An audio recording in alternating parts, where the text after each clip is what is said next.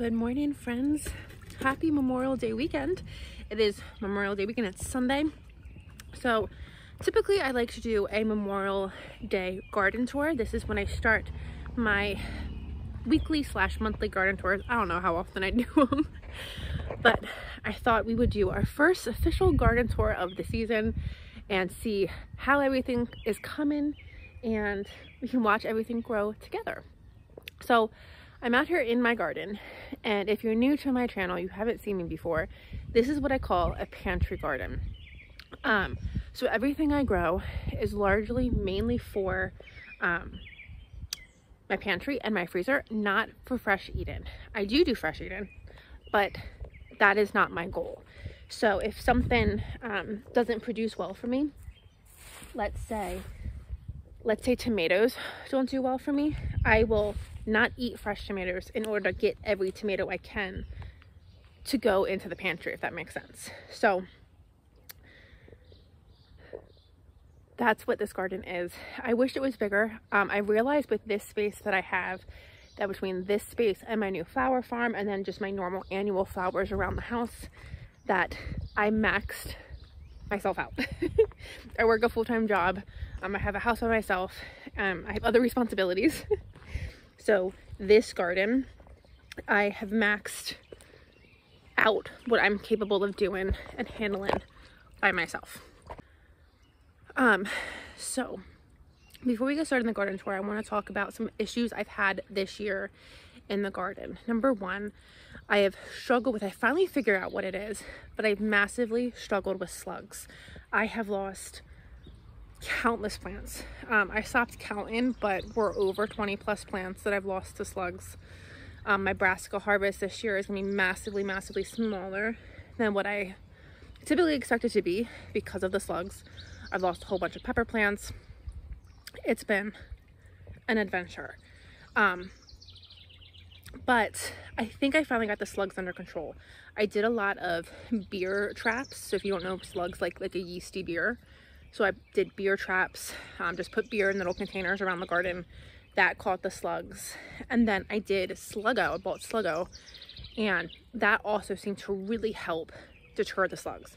So I was on just a losing path with my plants, and I really think since I've gotten the Sluggo that my plants are now finally starting to grow. It's only been about a week since I put the Sluggo out, but I was like steadily losing my plants every single day. I could come out and see the steady loss that was happening, and that's not happening anymore. So I'm gonna say that I'm having a little bit of a victory right now. It is warm outside already. It's 9 o'clock in the morning, and it's already warm, so this is not gonna be a long garden tour.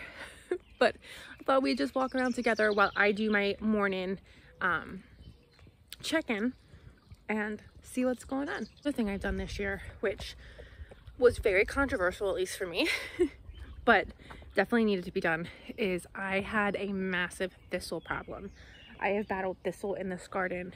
Well, I've battled thistle on my property for years, and it has been encroaching into the garden. And last year, it just went haywire in here. So I tried, and you're gonna see it, I tried really hard to pull it last year. I pulled it. I pulled every single thistle I saw continuously, but thistle is such a determined weed. You just have to leave the smallest sliver of a root behind, and they have super long tap roots that as long as you leave anything behind, it'll come back. So it was not only coming back, but it was spreading.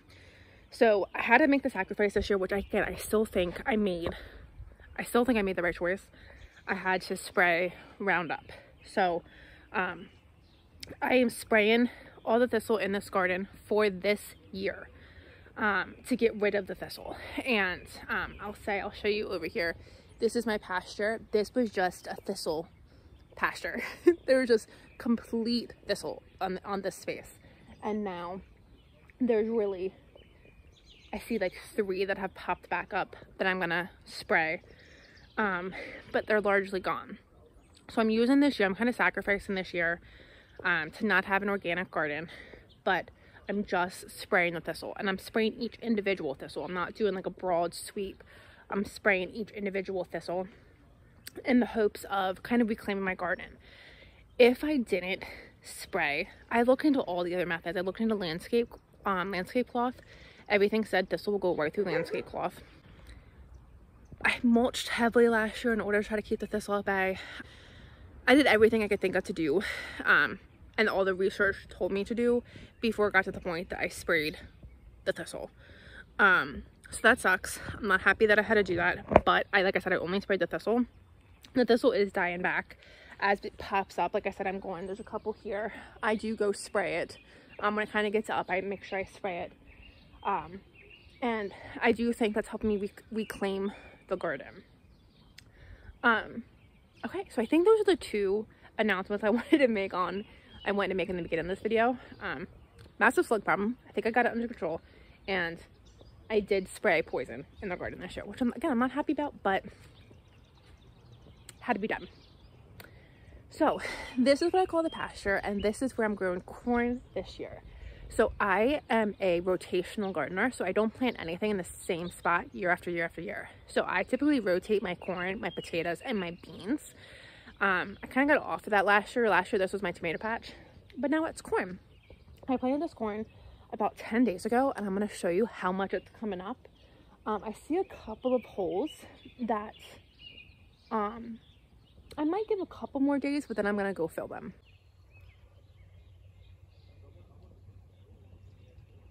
Look at all the corn.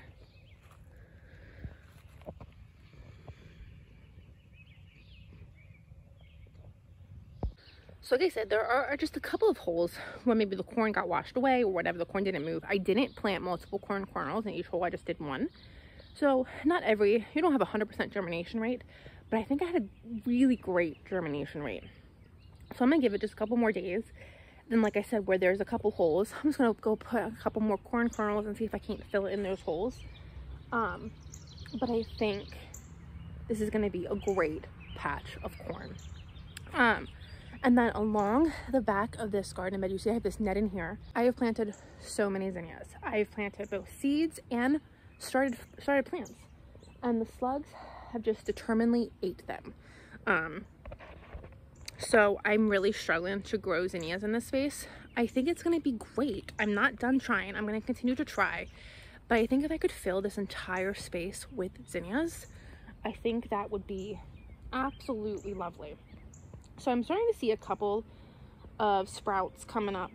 I don't honestly know if some of them are grasses or zinnias. I have one zinnia that's trying to bloom that got really cut back.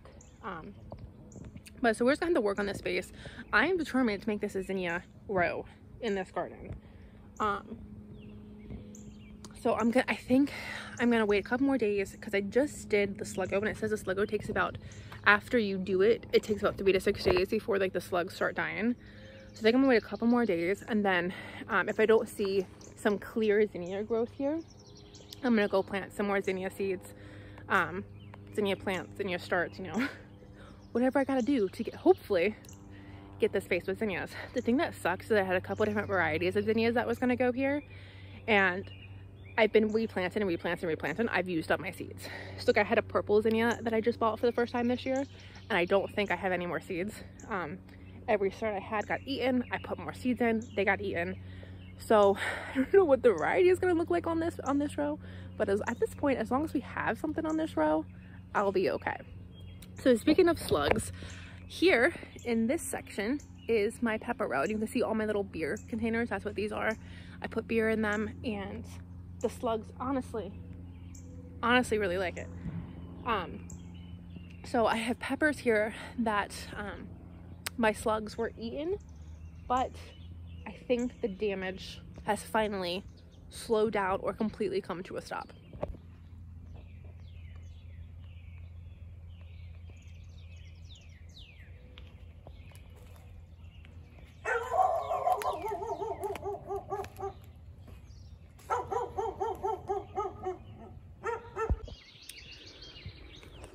So I have the peppers kind of separated. Like here are my orange gummy peppers. There I have banana peppers and jalapenos. So I think I lost 5 peppers total. And then around this cow, I have planted a whole bunch of sunflower seeds, none of which have sprouted, even though they should have by this point. So again, I've also used all of my sunflower seeds. So I might need to go buy more. We're gonna see if they won't hopefully start sprouting here soon. It's been about 2 to 3 weeks, so they should 100% be up. So I don't really know what's happening, but we'll have to keep an eye on, because I definitely want, I think it'd be really pretty to have sunflowers just kind of all around that cow. So we'll have to see what happens. This is my brassica tunnel, and I really struggled with this space also with slugs. Oh, I see a little broccoli. Oh my god, I'll show you this in a second. I lost a good chunk of what I planted in here, or it was so decimated that it's starting to come back and it's just so behind. So I planted in this space, I planted probably 20 some plants, and I did 12 broccolis, I did 7 cauliflowers, and I did 7 cabbages.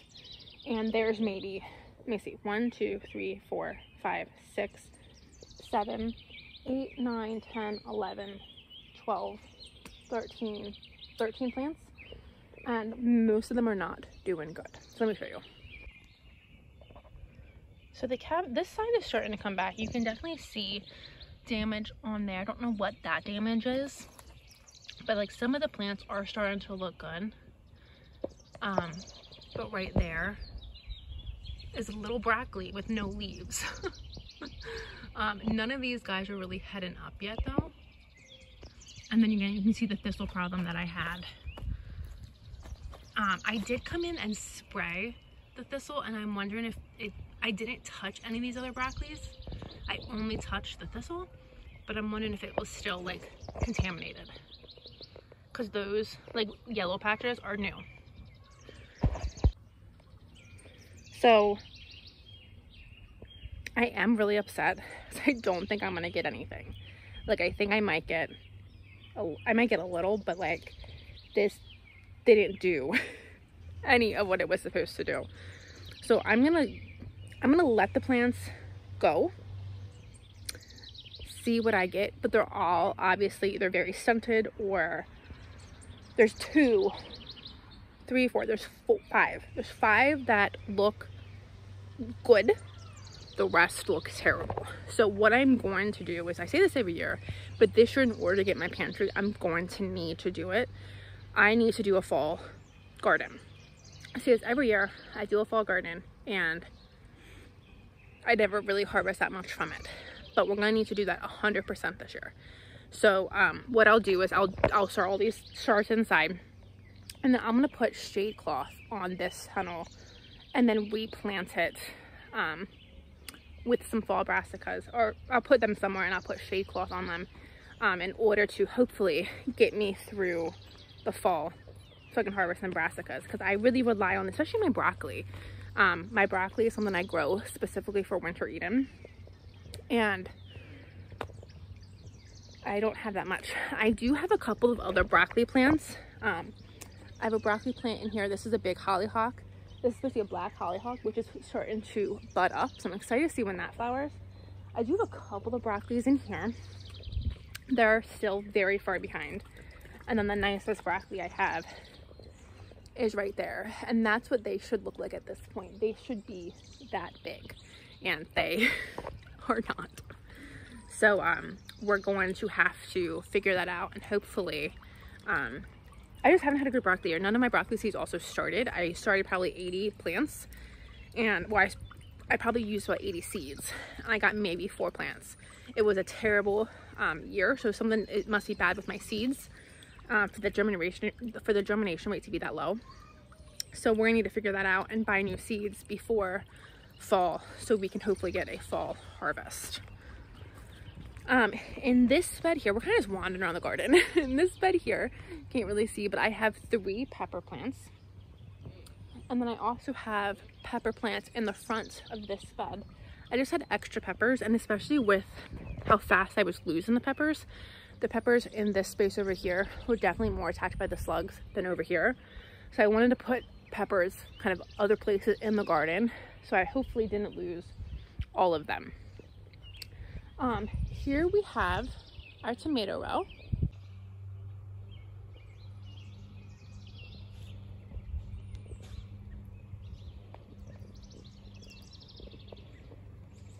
So don't mind the overturned cat litter box top. I had it in the garden. The bunny used to sit underneath of it, and then a cat used to sit underneath of it. So nobody uses it at this point anymore, so I do need to get it out of the garden. One of my tasks this upcoming week is to just go through the garden and pick up the trash. I have pots that get left behind. I have stuff like that. So I just need to go like spend like half an hour picking up the trash that gets left in my garden. But the tomatoes are doing really good. I'm doing a much smaller tomato year than I typically do. Just so I don't need to do that many tomatoes. I don't need to have a massive amount of cannon that I need to do.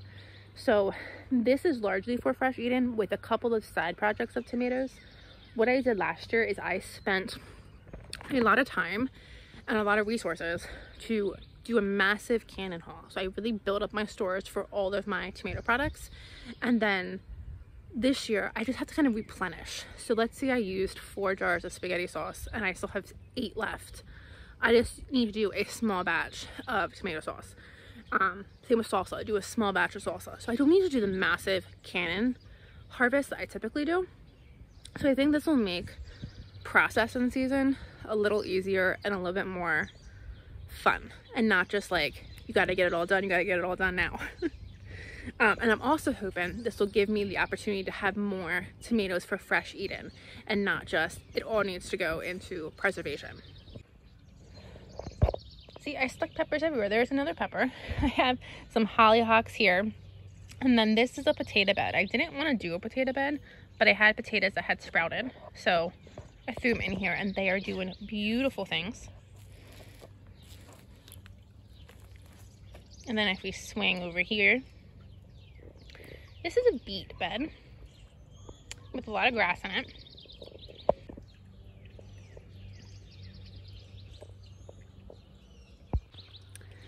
So this might be the last year that I grow beets. I have beets in this bed. I did put beets in this bed as well. I don't see anything going on there. And then I do have beets up here in this bed. And you really can't see them. I planted a full packet of beets. And they come up, they germinate, and they germinate great, and then they just disappear. I don't know if something comes in and plucks them out. They die. You know, I'm not really sure. But in this whole bed, I planted a whole bunch, and I see 5. I see maybe 5 beets. And then when you weed them, my soil is so loose that you pull up like a grass, and it disturbs the soil for the plants that I want. So weeding those beds is kind of hard. So they get ugly. That's my first issue. And then I feel like it's wasted space. You know, in this bed here, you know, I have a big beet, and I have a couple small ones over here. But I feel like this is largely wasted space. You know, I got a beet here, here, here, here, here. So I can see the beets, but I feel like it's largely wasted space. So I'm not really pleased about that. And so this bed is falling apart. That hollyhock got much more massive than I thought it would get. So we'll see. Next year I need to redo this whole space anyway. This bed has to get trashed. So I need to get new beds. So we need to rethink this space for next year. But yes, I don't know if I'm gonna do beets again, or maybe I'll just like try to do like a fall harvest of beets. So I really just feel like a lot of my beets didn't come up. I also don't grow carrots for that reason. I started carrots again this year. I didn't get a single one to germinate. I just have no luck there. So I'm not doing spring carrots again, that's for sure. Again, I might do fall carrots. As things start coming out of beds, I'll have beds empty that rather than just leaving them empty, I might throw seeds in there and see what happens. So if I do that, I'll throw seeds, carrot seeds in one bed, maybe beet seeds in another, and see if I can grow them into the winter. But so far, I don't have luck with them. What I do have luck with though is my kale bed.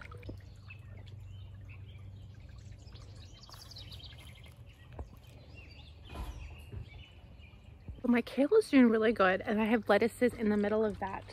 I've been harvesting off the kale quite a bit, and I have lettuces coming in, so that's been great. And then in this strawberry bed that needs desperately weeded, I have lettuce along the front of this bed. I did just even weed this. I weeded this bed. I weeded this bed like a week ago, and it is just... So that'll be on the agenda for the next couple of days. I did need to take a couple of breaks off from the garden because I was so in plant mode that I burnt myself out and I'm just exhausted. So I took a couple of days off from the garden, and it's been really nice. So this bed is embarrassing. So I need to do something about it, but I have been harvesting strawberries from it. I don't see any. Well, hold on, I do see strawberries. Let's harvest some strawberries.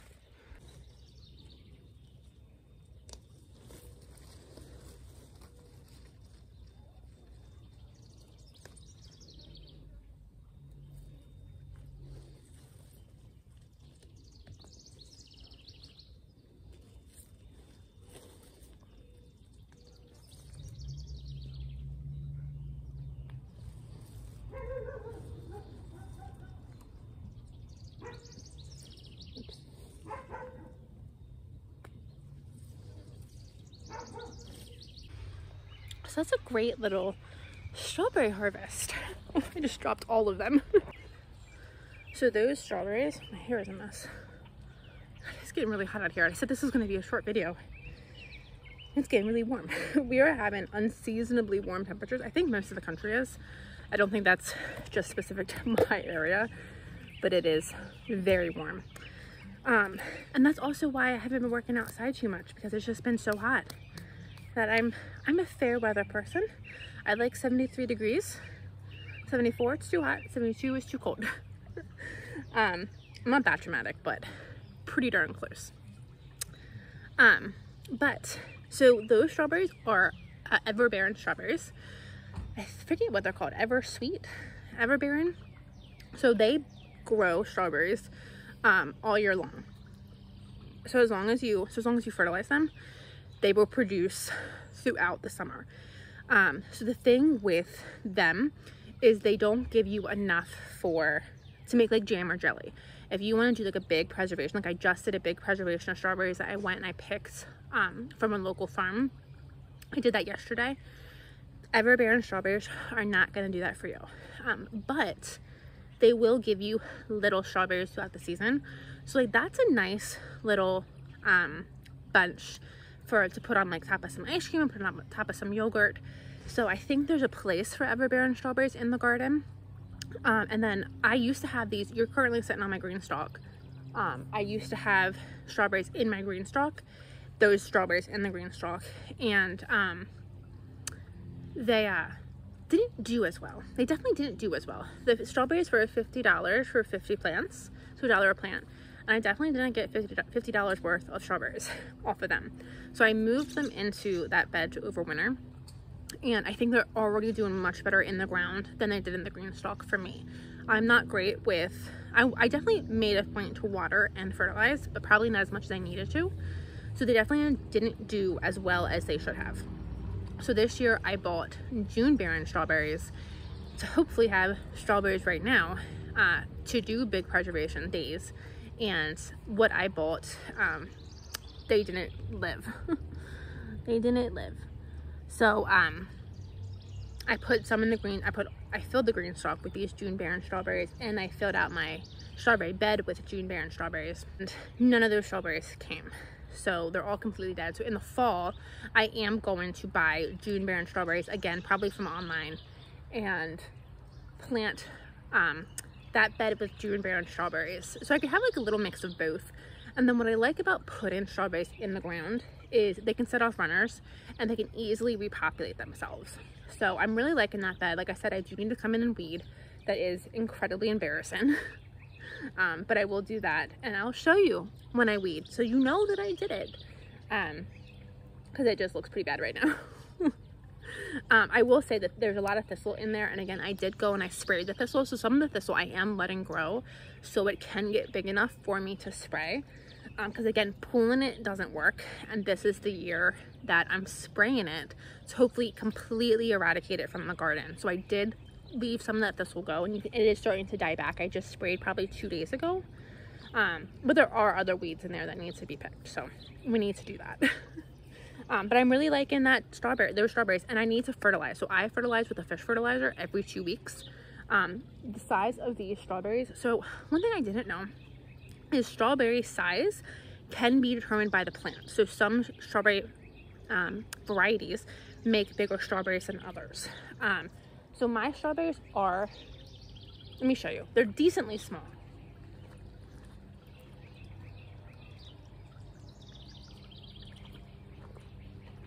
Like they're averaging around like that size. So I can fit like 3 in a palm. They taste delicious. I don't know if the size is because that's the size of the plant, that this is what they typically produce, or if it's a lack of fertilizer. So I'm going to fertilize hopefully this evening. They're not going to rain today, and I'm gonna come home, I'm gonna have a fire, I'm gonna cook over the fire. So I think kind of while maybe I'm cooking, as the sun's going down, I can come out here and maybe do some fertilizing of everything. So I think everything could use some fertilizing. Here we have our arch, and this is the arch I grow green beans on.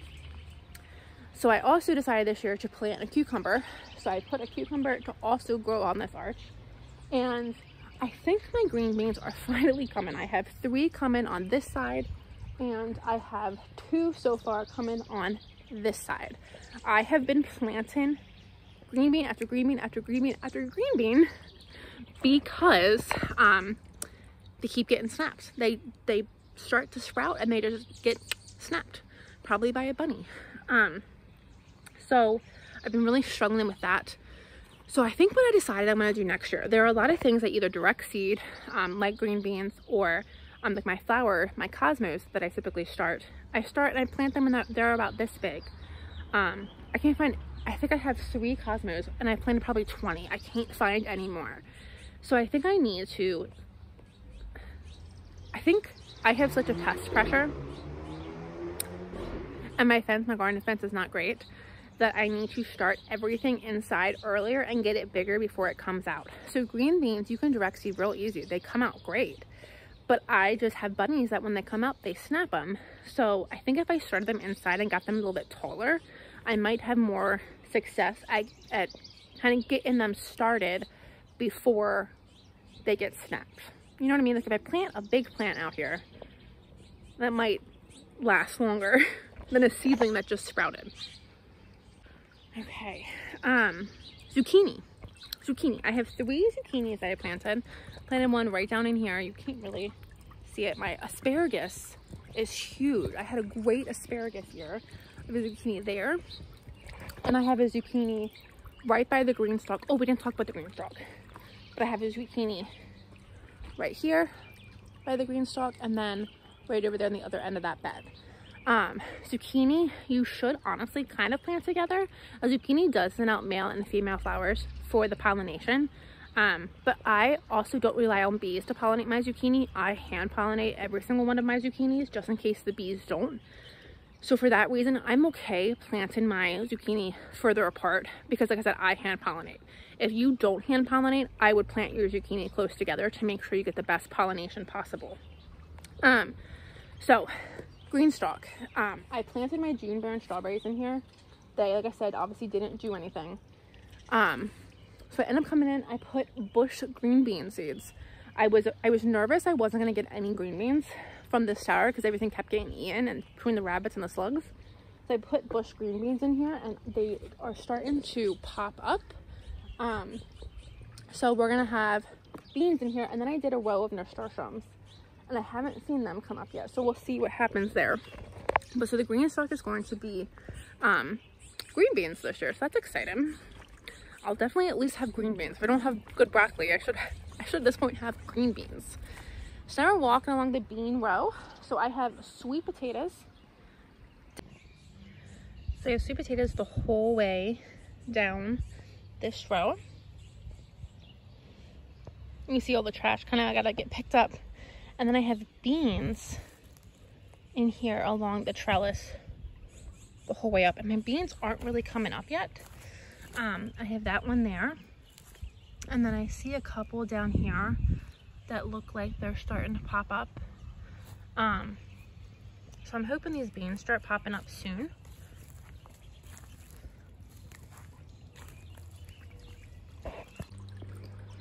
I left some good space for the sweet potatoes to kind of grow into this aisle. So I'm trying really hard this year to have sweet potatoes. I typically don't have sweet potatoes, or I have sweet potatoes, but I don't have great success. So this year I'm hoping for great success with the sweet potatoes. So I think that's a large chunk of the garden. I'm gonna take you over and show you the flower garden real quick, and then we're gonna go back up to the porch in the shade and debrief. So, oops, I'm sorry. Hi, garden kitty. Hi, garden kitty, you okay? You're okay. Oh, you look mad. I'm sorry, we're gonna leave. So there I have a big patch of mint, which is doing beautiful things. I have tried for years to get mint grown over here because this is just like a weedy space. I tried for years to get mint and it has never grown. This year it's growing. It's huge and I'm so excited. And obviously I need to wash the mint because that cat, while it doesn't let me pet it, it likes to spray. So that's gross. We're gonna move on.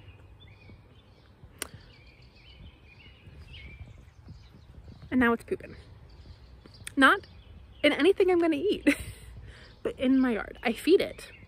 It sprays all my things. It sleeps here. It should let me pet it. It's only right, right? Okay, I digress. So this is the flower garden this year, and my goal is I want to make cut flower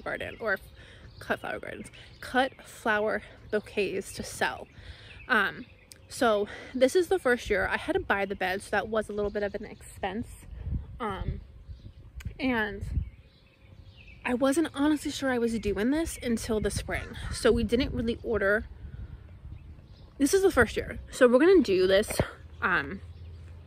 with what we had this year, and then in the fall when I order my seeds, I'm gonna order flower seeds with the intention of cut flower plants. You know what I mean. So I'll order like different varieties of stuff, but this year this is what it's gonna be. But I am still excited about it. Every year you get better with whatever you do. So for a first year and having this expense, I'm excited about it. So this bed I haven't filled up yet. You'll see this is empty. I spent money buying soil on the other bed, so I needed to kind of like get money again to fill this bed up, and I think that's fine. And I'll tell you why in a second. So let's see if we can go into the flower farm without making the kitty mad. So this bed right back here,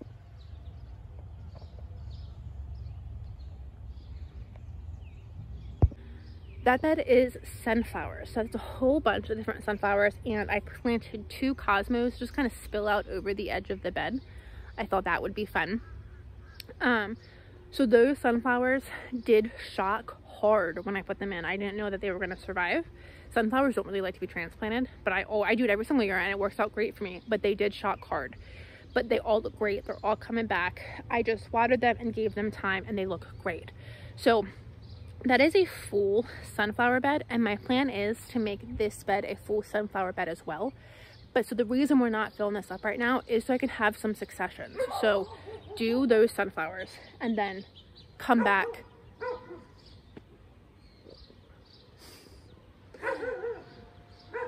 This is what she does. She barks all the time at everything. But then come back probably in about 2 weeks to a month and fill this bed up and plant this bed with sunflowers. And so that way I have successions of sunflowers. I think that'd be really nice. And I am really excited to see just a bed full of sunflowers. I think that's gonna be so pretty. So I'm so excited.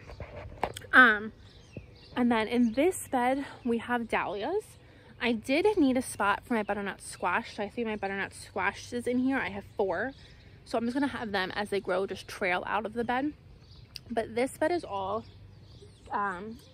dahlias, which you can see are starting to come.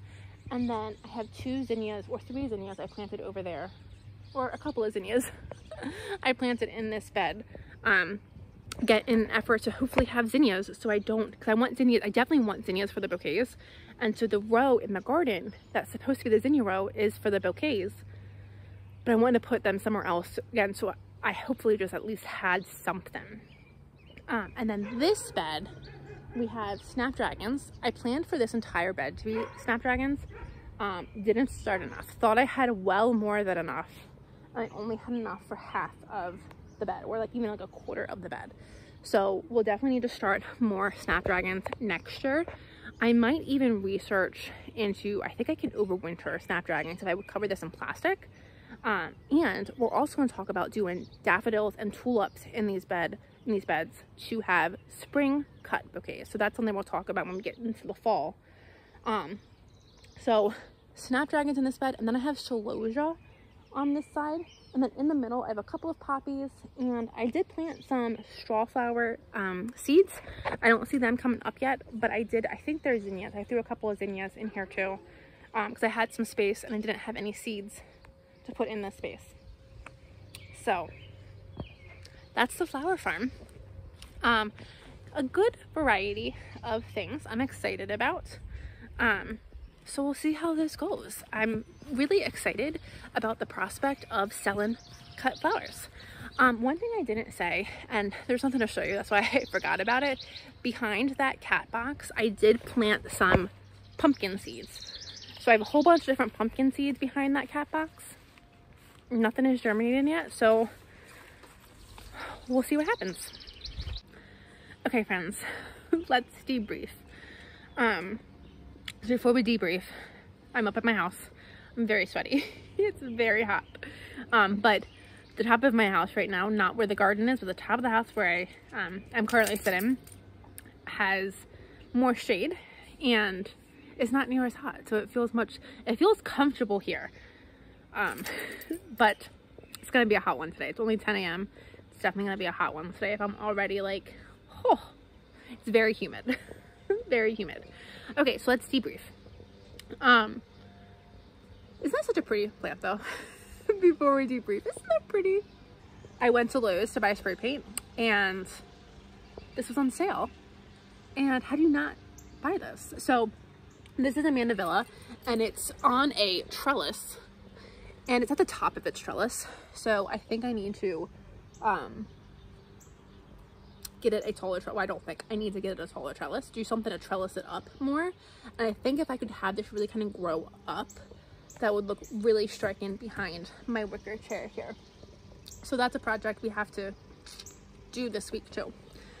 Okay, debrief.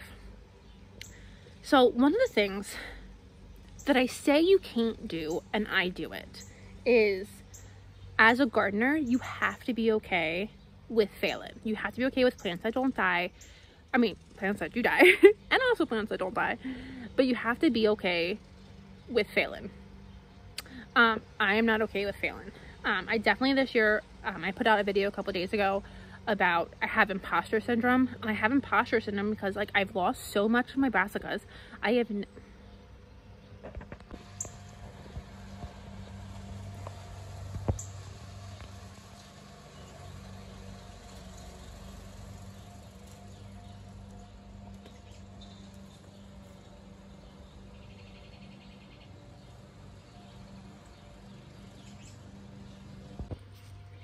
sorry, easily distracted by birds. My friends and I all joke that we are all avid bird watchers, and it's like, when did we become that old? That we all, like within the last year, we all really got into like buying bird feeders and bird books and and watching the birds. So I think that's funny, but I get distracted by birds, especially my cardinals. I love my cardinals. Okay, so I digress. I feel like I have imposter syndrome because I've never been able to grow. I've never had an issue growing my brassicas. By the time I'm harvesting them, I do have cabbage moths, but I always have gotten a great harvest, and I'm just amazed that this year that I'm not gonna have that great harvest. And I'm not one that likes to fail, and I understand that this was not a me issue. I had slugs. I'm proud that I realized that I had slugs. Like, that was my issue, because I didn't know what the issue was. I netted that thinking it was cabbage moths, even though I never saw any cabbage moths. I didn't know what else it could be. So with gardening, you do learn things every single year. So like next year, if I plant my brassicas and I start seeing they're getting eaten like this, my first thought is going to be, let's treat for slugs. So hopefully I never have this level of a failure again. At least not with this pest. There might be another pest down the line that we have to learn about, but at least with this one, I now know the signs of slug damage. Like I said, I've never had slug damage ever, and I have it this year, and I feel like a failure. I really do. I'm really struggling with the utter feeling of just being a complete failure.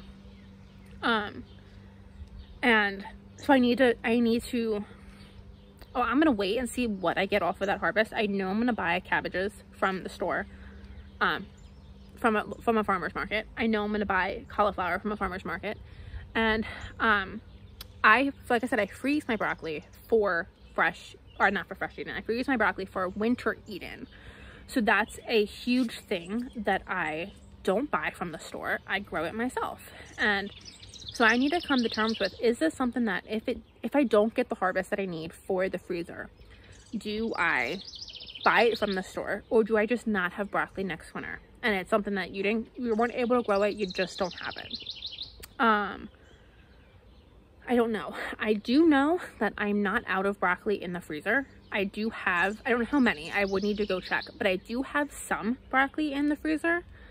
So there is that, and that's great. This is why I said this last year. Like, there are some years where you may just not have a good harvest strictly because of things outside of your control, like the slugs. And so I always try to do like a 2-year preservation on things, so that if I have a bad harvest, I'm not out of it for the following year. So we need to see how much broccoli I have in the freezer, and then see what I get out of the garden, and see what I'm going to do about that. So I'm really disappointed in myself. I know that it's not a me problem, but I feel like it is. I feel like if I was the gardener that I said I was, I could have gotten that broccoli to grow. So like I said, we'll see what happens. And the same thing with all of my seeds. I have put hundreds of seeds in the ground, and I don't feel like I'm seeing any of them pop up. So I'm really, again, I'm out there, I'm watering. I don't know why they wouldn't be popping up, other than just I suck. And that's what I'm kind of feeling right now. So the whole pumpkin patch, I put a whole bunch of pumpkin seeds in there because I really want to decorate my porch in the fall for pumpkins. And I see nothing popping up, just like literally nothing. So what I might do is I might give it another week or two, and then if I still don't see anything popping up, I might go to a local nursery and see if I can't buy pumpkin starts, and just plant them. I like to grow everything from seed. For me, so for the only things I bought for this garden, I did buy broccoli and cauliflower because I had such a bad broccoli year. I did buy my broccoli, I did buy my cauliflower, and I did buy my zucchini because my zucchini seeds never start inside for me. I never have luck starting zucchini seeds. And then I did buy my butternut squash plants because my plants were not, I started seeds and they weren't doing anything. And I went out of town, and when I went out of town, they germinated like 4 weeks after I planted them. So I have 3 more butternut squash plants that I started that I'm going to need to find a home for in this garden. So we'll see. But so yeah, so I really feel like I have imposter syndrome this year, and I'm really struggling with just feeling like an utter failure. And I'm trying to tell myself like that's you're silly, Caitlin. Look at everything else that's going well. But I am somebody who focuses on the failure that I did and not the success that I did. And I know that's a mental thing I gotta like fix for myself, but that's currently what I'm trying actively not to do. But I think that is the update on this garden. This Memorial Day garden has turned out to be a lot longer than I wanted it to, but I feel like you can't show everything without I don't know, going into detail about stuff. So we should have all knew this was going to be a long video. So if you're still here at the end, thank you for watching. I'm going to end this video just with some pictures of different things, different plants, different flowers, and just end it with some pictures. So thank you guys for joining me. I'll see you in the next video. Bye, friends.